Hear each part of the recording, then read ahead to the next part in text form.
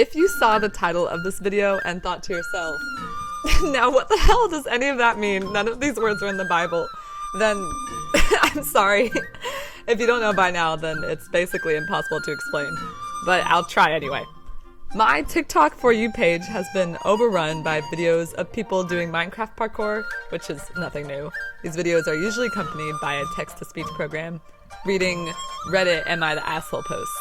But now, these videos are accompanied by a text-to-speech program, reading little Superbat fanfictions from Tumblr. First of all, this is great, I love this, and it seems a lot of other people are loving this too. Like, more than you think.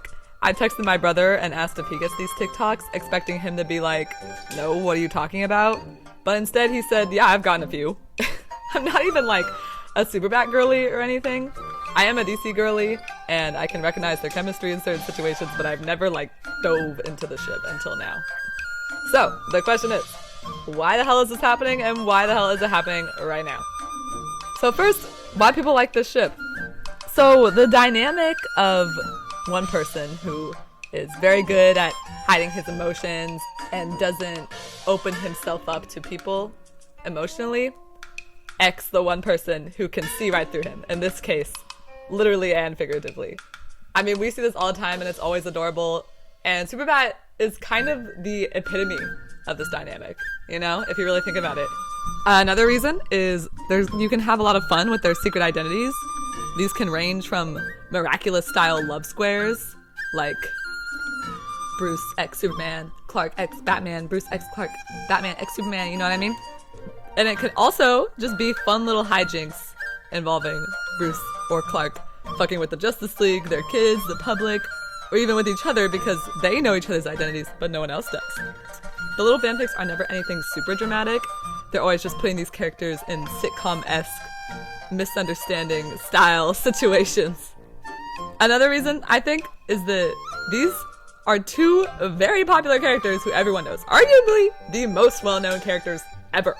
Ever since these characters were introduced to us in the 1930s, they've remained a constant in the public consciousness. We've seen their stories play out so many times over the decades, but we've never seen them in the types of situations depicted in these little fanfictions.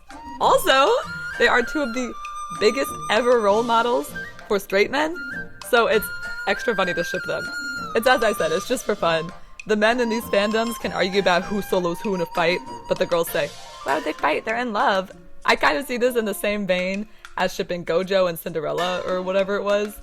It's fun because we know it could never happen and there's no sense of false hope or disappointment when the writers fail to deliver. No one is writing a Clibble or writing meta-analyses posts about how it might actually happen, guys, I'm serious.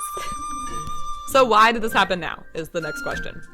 Obviously, we know why it didn't happen in, like, the 20th century, because this MLM shipping fandom culture wasn't a prominent thing until, like, the 2010s, with the exception of Star Trek. Shout out to Star Trek.